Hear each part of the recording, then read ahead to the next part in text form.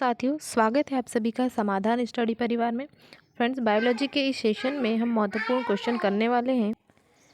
ये क्वेश्चन जो है एग्ज़ाम में आए हुए क्वेश्चन है फ्रेंड्स, तो आप ज़रूर इन्हें नोट डाउन कीजिएगा। देखिए, आज का हमारा पहला क्वेश्चन में जो है AIPMT एग्ज़ाम 2006 में क्वेश्चन आया हुआ है, जिसमें बोला गया है कि सर्टोली कोशिकाओं का नियमन कौन से पिट्यूटरी हार्मोन से होता है। सर्टोली कोशिकाओं का नियमन कौन से पिट्यूटरी हार्मोन से होता है। FSH, GH, प्रोले, LH। सर्टोली कोशिकाओं का नियमन जो है कौन से पिट्यूटरी हार्मोन से होता है। FSH आंसर होगा फ्रेंड्स। FSH मतलब फॉलिकल स्टिमुलेटिंग हार्मोन, जो कि पिट्यूटरी ग्लैंड से जो हार्मोन है यह स्रावित होता है। तो यह FSH हार्मोन में ही सर्टोली कोशिकाओं का नियमन होता है। तो ऑप्शन फर्स्ट हमारा इसका राइट आंसर होगा फ्रेंड्स। देखिए, अगला क्वेश्चन है, रजो चक्र का तात्कालिक शुरू हो जाना निम्नलिखित में से किस हार्मोन की उपलब्धता समाप्त होने के कारण होता है। Estrogen, FSH, FSH-RH, progesterone. Answer होगा प्रोजेस्टेरॉन, ऑप्शन 4।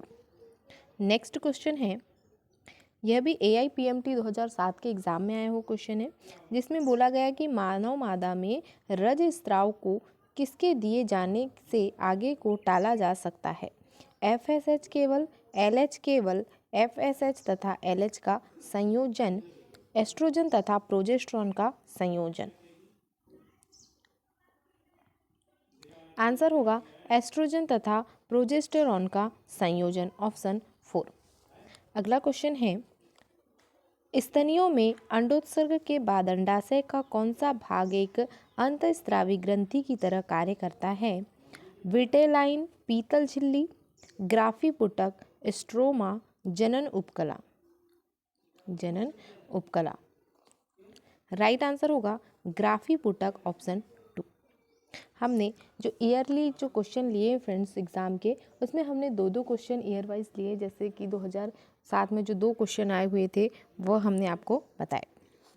अगला है 2008 के AIPMT एग्ज़ाम में जो क्वेश्चन आया वो इस प्रकार है, जिसमें बोला गया है, रजोधर्म के बारे में। रजोधर्म जो पीरियड्स है, मासिक चक्र जो होता है महिलाओं में, उसकी बात की गई कि रजोधर्म के बारे में निम्नलिखित में से कौन सा एक कथन गलत है।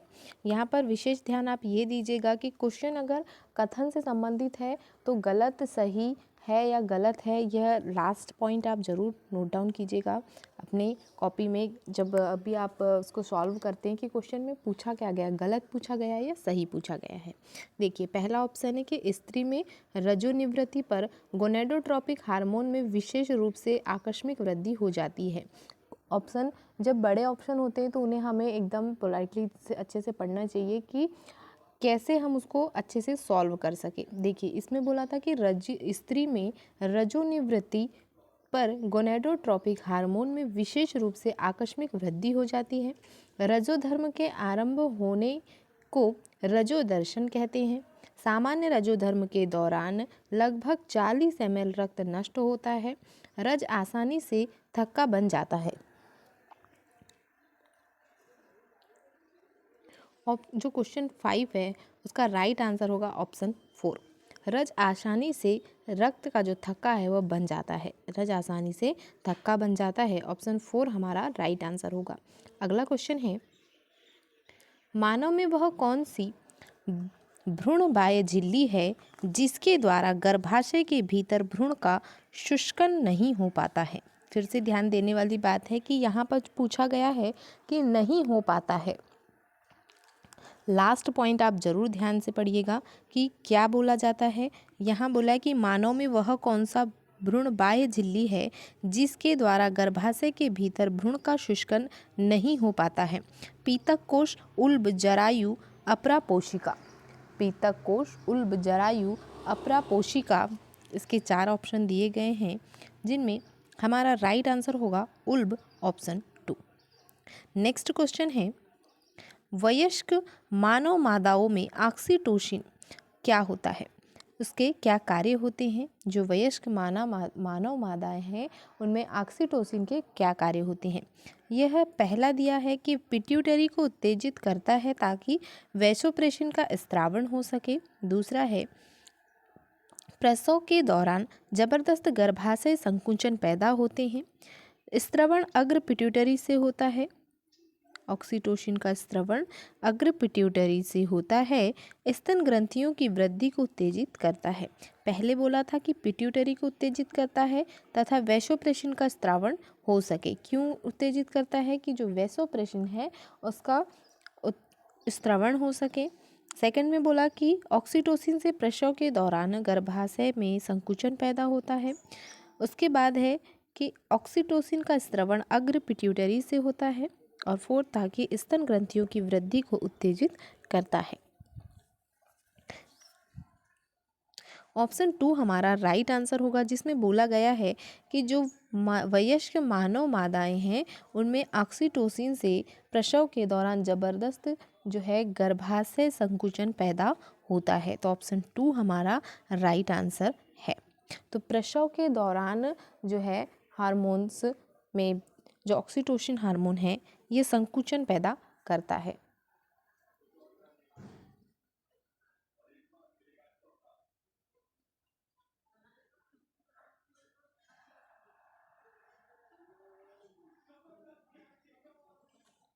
अगला क्वेश्चन है, मानव में प्रथम अर्धसूत्री विभाजन के बाद नर जनन कोशिकाएं किसके रूप में विभेदित हो जाती हैं? प्रशुक्राणु, शुक्राणुजन, प्राथमिक शुक्राणुजन, द्वितीयक शुक्राणु, प्रशुक्राणुजन, द्वितीयक प्रशुक्राणुजन।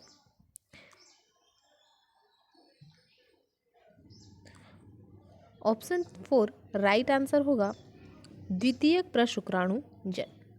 अगला क्वेश्चन है,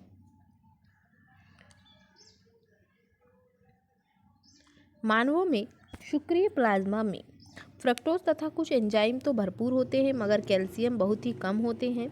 फ्रक्टोज, कैल्शियम तथा कुछ एंजाइम तीनों ही भरपूर होते हैं। फ्रक्टोज और कैल्शियम तो भरपूर होते हैं मगर एंजाइम नहीं होते। ग्लूकोज और कुछ एंजाइम तो भरपूर होते हैं मगर कैल्शियम नहीं होता। आंसर होगा फ्रक्टोज, कैल्शियम तथा कुछ एंजाइम तीनों ही भरपूर होते हैं। अगला क्वेश्चन है, अंडे के भीतर योक या पीतल की मात्रा एवं उसके वितरण में होने वाले परिवर्तन से क्या प्रभावित होगा? निषेचन, जाइगोट युग्मनज का बनना, विदलन का प्रतिरूप, बनने वाले ब्लास्टोमियर की संख्या। आंसर होगा विदलन का प्रतिरूप, ऑप्शन 3। नेक्स्ट क्वेश्चन है, फैलोपी संबंधित है एम्पुला या तुम्बिका, इस्थमस या तनुयोजी, इनफंडिबुलम या कीपक, सर्विक्स या ग्रीवा। फैलोपी इनफंडिबुलम या कीपक जिसे कहते हैं इसे संबंधित होती है। तो ऑप्शन 3 हमारा राइट आंसर होगा। अगला क्वेश्चन है, प्रसव क्रिया हेतु संकेतों का आना कहाँ से आरंभ होता है?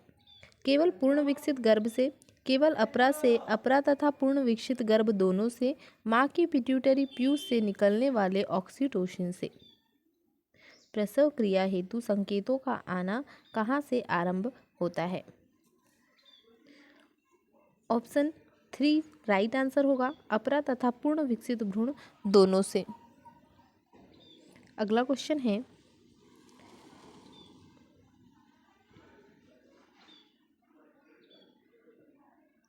स्तनीय अंडाणु का दूसरा परिपक्वन विभाजन है। ग्राफियन पुटक में ही प्रथम परिपक्वन विभाजन के बाद होता है। अंडोत्सर्ग के थोड़े से ही समय के बाद अंडाणु के फैलोपी नलिका में प्रवेश करने से पहले ही हो जाता है। तब तक नहीं होता जब तक कि उनमें कोई शुक्राणु प्रवेश नहीं कर जाता। तब तक नहीं होता जब तक कि शुक्राणु का केंद्रक अंडाणु के केंद्रक से समेकित नहीं हो जाता। किसकी बात की गई? स्तनीय अंडाणु का दूसरा परिपक्वन विभाजन कब होता है पूछा गया है। ऑप्शन 3 हमारा राइट आंसर होगा। तब तक नहीं होता जब तक कि उसमें कोई शुक्राणु प्रवेश नहीं कर जाता। ऑप्शन 3 हमारा राइट आंसर होगा। अगला क्वेश्चन है, मानवों में मॉरूला या तूतक के विषय में निम्नलिखित में से कौन सा कथन सही है? अविदलित युग्मज की अपेक्षा इसमें अधिक मात्रा में कोशिका द्रव्य तथा अधिक डीएनए होता है। इसमें लगभग उतनी ही मात्रा में कोशिका द्रव्य होता है जितनी कि एक अविदलित युग्मज में, परंतु डीएनए अधिक होता है। इनमें अविदलित युग्मज की अपेक्षा कोशिका द्रव्य तथा डीएनए दोनों ही कहीं ज़्यादा मात्रा में कम होते हैं। इसमें लगभग उतनी ही मात्रा में कोशिका द्रव्य तथा डीएनए होते हैं।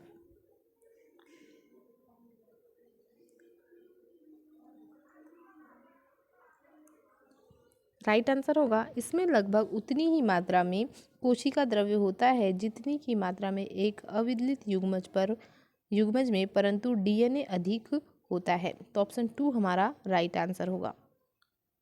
अगला क्वेश्चन है,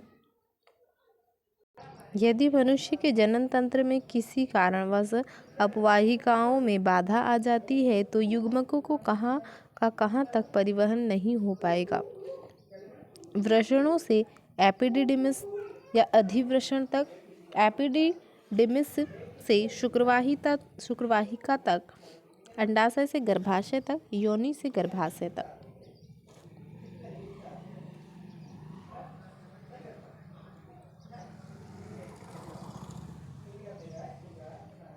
ऑप्शन फर्स्ट राइट आंसर होगा, वृषणों से एपिडिडिमिस या अधिवृषण तक। Option first. अगला क्वेश्चन है, मानवों में वृषण उदर गुहा से बाहर एक थैली जिसे स्क्रोटम वृषण कोश कहते हैं में स्थित होते हैं। इससे किस उद्देश्य की पूर्ति होती है? इससे वृषणी तापमान भीतरी देह तापमान की अपेक्षा कम बनाए रखा जाता है। अंतरंगों द्वारा किसी भी संभावित संपीड़न से बचाव हो जाता है। इससे एपिडिडिमिस की वृद्धि के लिए अधिक स्थान मिल जाता है। नर सेक्स प्रदर्शित करने का यह एक द्वितीय लैंगिक लक्षण प्रदान करता है।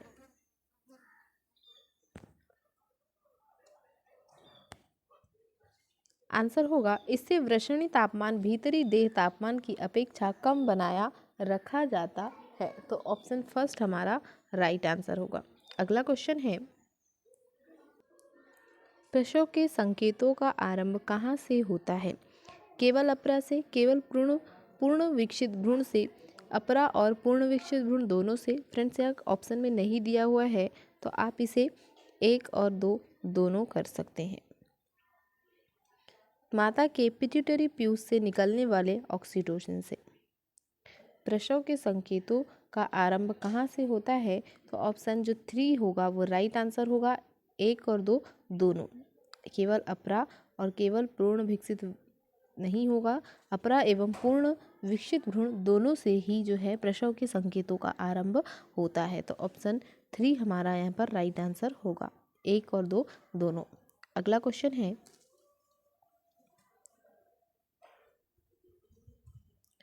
स्तनीय शुक्राणु की जीवन क्षमता के विषय में निम्नलिखित में से कौन सा एक कथन असत्य है? शुक्राणु की जीवन क्षमता उसकी गतिशीलता द्वारा निर्धारित होती है। शुक्राणुओं का सांद्रण एक गाढ़े निलंबन के भीतर होना चाहिए। शुक्राणु केवल 24 घंटे तक जीवनक्षम बना रहता है। शुक्राणु की उत्तरजीविता माध्यम के पीएच पर निर्भर होती है और क्षारीय माध्यम में वह अधिक सक्रिय बना रहता है।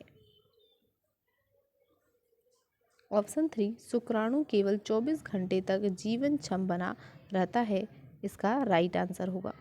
अगला क्वेश्चन है,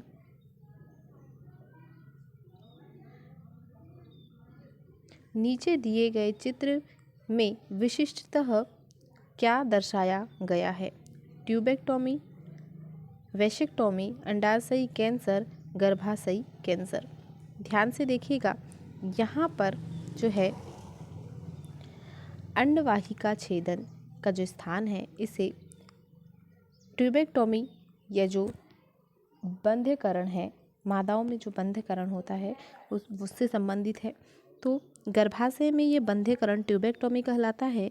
तो ऑप्शन फर्स्ट हमारा जो है ट्यूबेक्टोमी इसका राइट आंसर होगा। चित्र में कौन सी स्थिति दर्शाई गई पूछा गया है, तो आंसर होगा ट्यूबेक्टोमी, ऑप्शन फर्स्ट।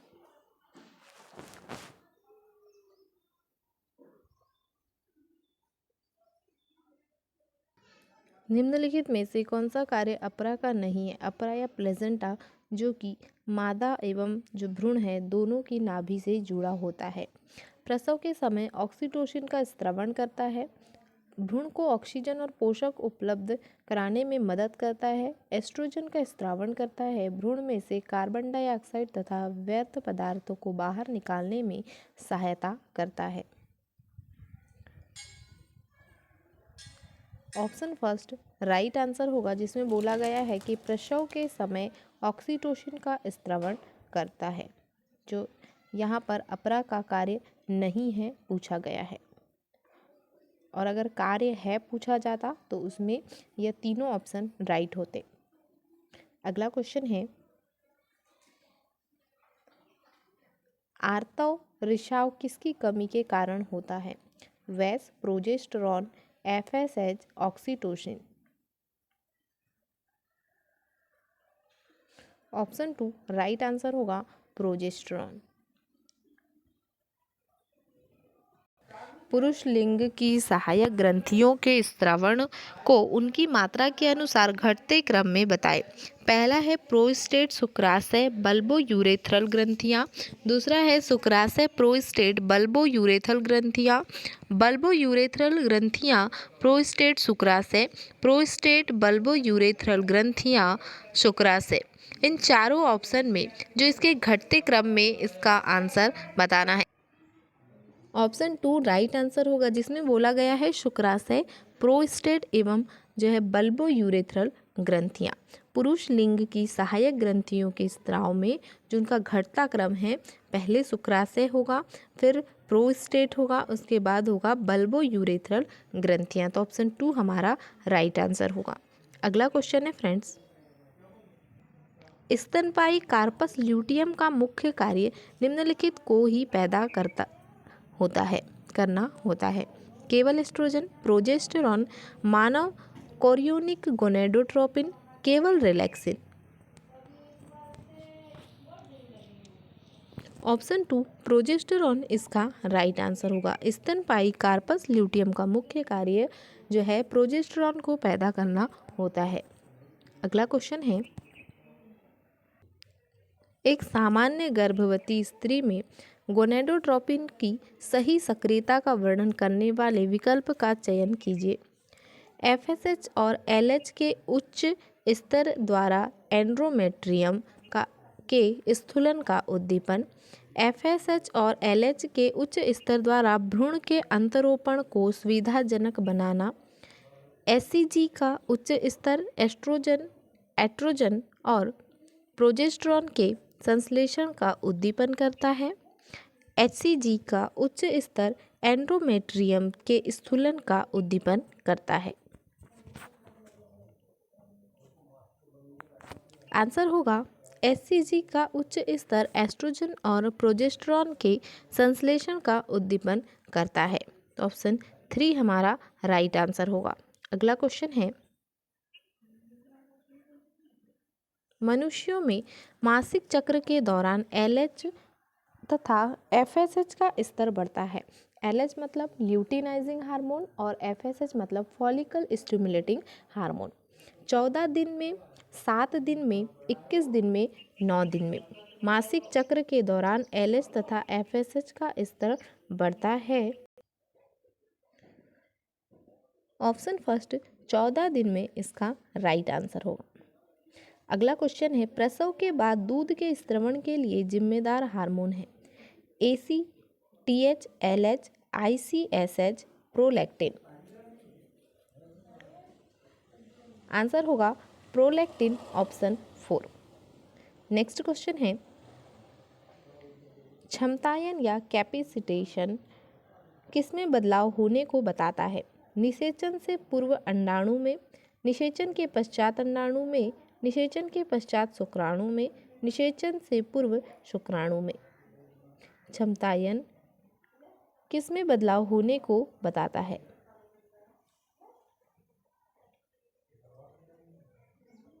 आंसर होगा निषेचन से पूर्व शुक्राणु में बदलाव को क्षमतायन के द्वारा बताया जाता है। तो ऑप्शन 4 हमारा राइट आंसर होगा। अगला क्वेश्चन है,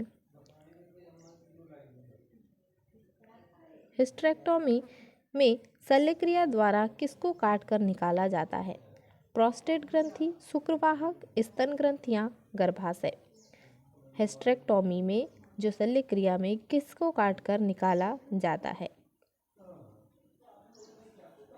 ऑप्शन 4 जो गर्भाशय है उसे निकालना ही हिस्टेरेक्टोमी शल्यक्रिया कहलाती है। तो ऑप्शन 4 हमारा राइट आंसर होगा, गर्भाशय। अगला क्वेश्चन है, युग्मक जनन के दौरान निम्नलिखित में से कौन सी कोशिका सामान्यतः द्विगुणित होती है? प्रशुक्राणु या स्पर्मेटिड, शुक्राणुजन स्पर्मेटोगोनिया, द्वितीयक ध्रुविकाय, प्राथमिक ध्रुविकाय। आंसर होगा शुक्राणुजन या स्पर्मेटोगोनिया, ऑप्शन 2। नेक्स्ट है, निम्नलिखित में से मानवों में प्रसव की प्रक्रिया के आरंभ के लिए एक महत्वपूर्ण घटक नहीं होता है? प्रोस्टेलैक्टिन, ऑक्सीटोसिन की निर्मुक्ति, प्रोलैक्टिन, एस्ट्रोजन तथा प्रोजेस्टेरॉन अनुपात में वृद्धि। ऑप्शन 3 राइट आंसर होगा, प्रोलैक्टिन।